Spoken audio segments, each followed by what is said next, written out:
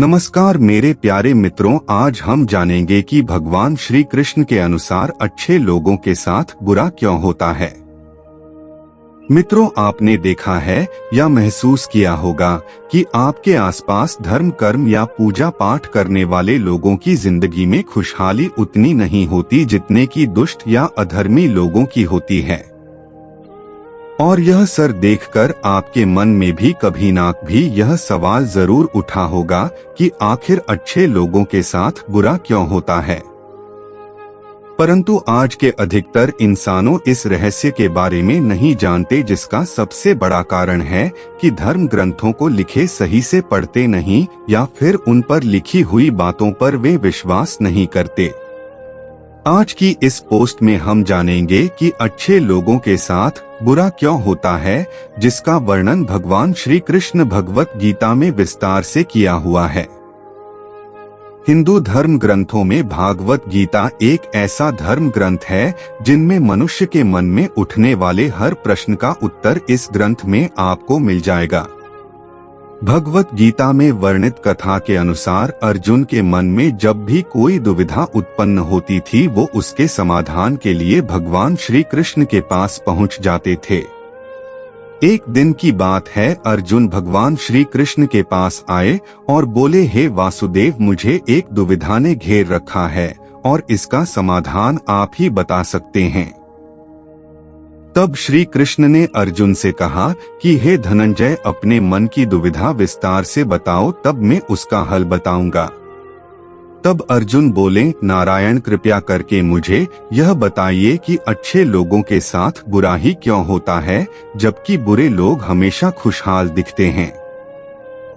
अर्जुन के मुख से ऐसी बातें सुनकर श्री कृष्ण जी मुस्कुराते हुए बोले, हे पार्थ, मनुष्य जैसा देखता है या फिर महसूस करता है, वास्तव में वैसा कुछ नहीं होता, बल्कि अज्ञानतावश वे सच्चाई को समझ नहीं पाता। श्री कृष्ण की यह बातें सुनकर अर्जुन हैरान हो गए और बोले, हे नारायण, आप क्या कहना चाहते हैं, मेरी समझ में नहीं आया। अब श्री कृष्ण बोले, अब मैं तुम्हें एक कथा सुनाता हूँ, जिसे जानने के बाद तुम समझ जाओ कि हर एक प्राणी के उसके कर्म के अनुसार ही फल मिलता है, अर्थात जो बुरा कर्म करता है उसे बुरा ही फल मिलता है और जो अच्छा कर्म करते हैं उन्हें अच्छा ही फल मिलता है। क्योंकि अच्छे कर्म और बुरे कर्म मनुष्य पर निर्भर करता है। प्रकृति हर मनुष्य को राह चुनने का मौका देती है। अब इसका फैसला करना कि व्यक्ति किस राह पर चलना चाहता है, ये उनकी इच्छा पर निर्भर करता है। फिर कथा सुनाते हुए श्री कृष्ण बोले, बहुत समय पहले की बात है, एक नगर में दो पुरुष रहा करते थे। उनमें से एक पुरुष व्यापारी था। उनके लिए अपने जीवन में धर्म और नीति के बहुत महत्वता थी और वह पूजा पाठ और भगवान की भक्ति में बहुत विश्वास करता था। चाहे कुछ भी हो जाए, वह मंदिर जाना नहीं भूलता था और ना ही दान धर्म आदि किसी भी प्रकार की कर्म में कोई कमी करता था। वहीं दूसरी ओर उस नगर का दूसरा पुरुष पहले पुरुष से कर्म उनके बिल्कुल विपरीत था। वह पुरुष प्रतिदिन मंदिर तो जाया करता था, लेकिन पूजा पाठ के उद्देश्य नहीं, बल्कि मंदिर के बाहर से चप्पल एवं धन चुराने के उद्देश्य से मंदिर जाया करता था। उसे दान धर्म नीति आदि किसी से कुछ लेना देना नहीं था।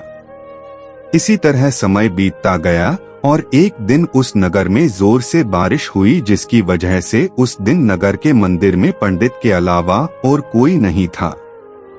यह बात जब दूसरे पुरुष को पता चली तो उसके मन में ख्याल आया कि अभी सही मौका है मंदिर के धन को चोरी करने के लिए, और वह बारिश में ही मंदिर पहुंच गया। और वो व्यक्ति मंदिर पहुंचकर उस पंडित की नजरों से बचकर मंदिर के सारे धन और जेवरात चुराकर वहां से निकल गया। उसी समय धर्म कर्म में विश्वास रखने वाला दूसरा पुरुष भी मंदिर पहुंचा और भगवान के दर्शन किए, परंतु दुर्भाग्य से मंदिर का पुजारी उस दूसरे पुरुष को ही चोर समझ बैठा और शोर मचाने लगा। शोर सुनकर मंदिर में भीड़ जमा हो गई और सभी लोग उस भले पुरुष को चोर समझ बैठे और उसे अपमानित करने लगे। यह देखकर वह भला व्यक्ति हैरान हो गया और उसे समझ नहीं आ रहा था कि उसके साथ क्या हो रहा है। फिर वह किसी तरह उन सब लोगों से बचकर और मंदिर से निकल गया और रास्ते से जाने लगा, लेकिन दुर्भाग्य ने उनका साथ वहां भी नहीं छोड़ा। रास्ते से जाते समय एक गाड़ी ने उस व्यक्ति को घायल कर दिया। फिर वह लंगड़ाते हुए वह पुरुष रास्ते से घर को जाने लगा। फिर रास्ते में जाते जाते उस व्यक्ति की मुलाकात वह दुष्ट व्यक्ति से हुई जो मंदिर से धन चोरी करके जा रहा था।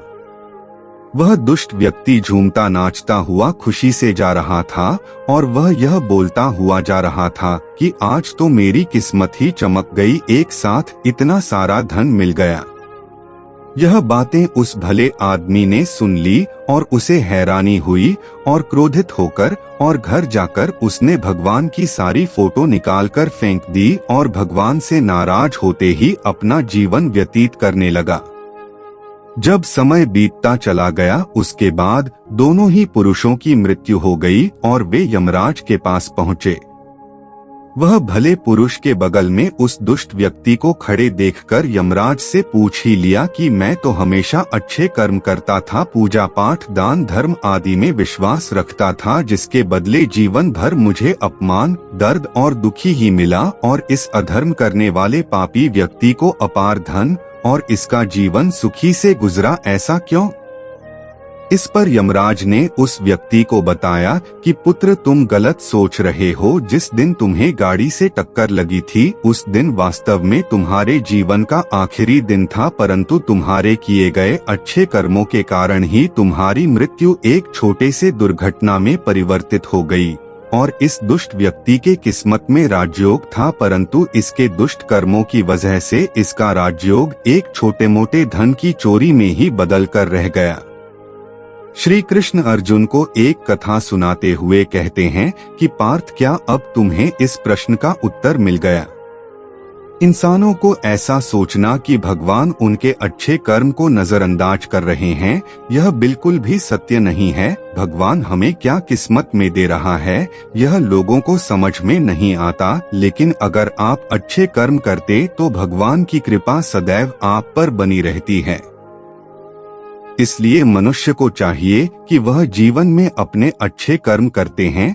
भगवान श्री कृष्ण गीता में भी बताया है कि किसी के द्वारा किया गया कर्म बेकार कभी नहीं जाता, भले ही कर्म अच्छा हो या बुरा। तो मित्रों, आशा करता हूँ कि आपको यह हमारी पोस्ट अच्छी लगी हो तो शेयर जरूर करें।